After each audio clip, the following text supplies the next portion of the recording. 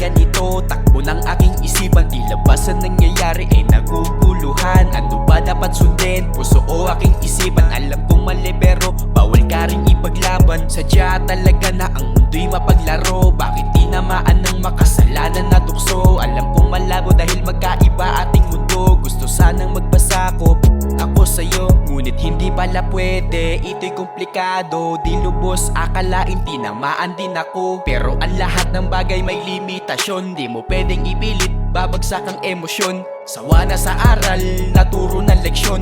Tagal nang naghintay sa pagkakataon. Talagang di pa sang-ayon sa'kin na ang panahon. Sasabay na lang sa agos pare kung laging ganon. Sasabay na lang sa agos kung laging ganon. Sasabay na lang sa agos pare kung laging ganon.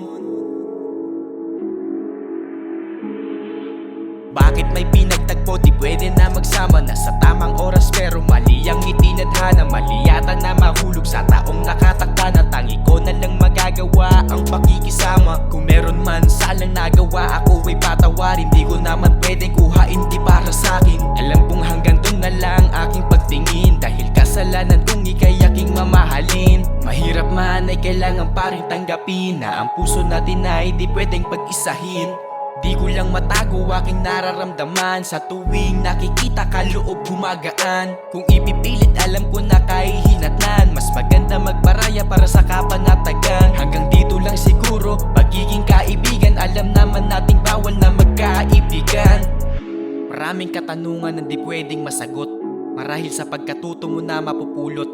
Lahat tayo sa pag-ibig ay alipin, may mga bagay talaga na di pwedeng pilitin.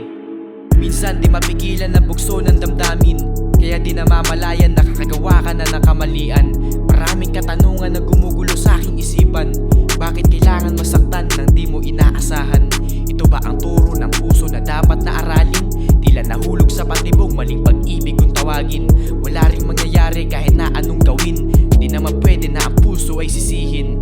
Mga puso natin ay inosente, tayo lang ang salarin. Nasa pagpili ng gusto, kahit na tama ay mali pa rin. Kailangan pa ba talaga itong danasin? Alam ko naman na hindi ka pwede maging akin.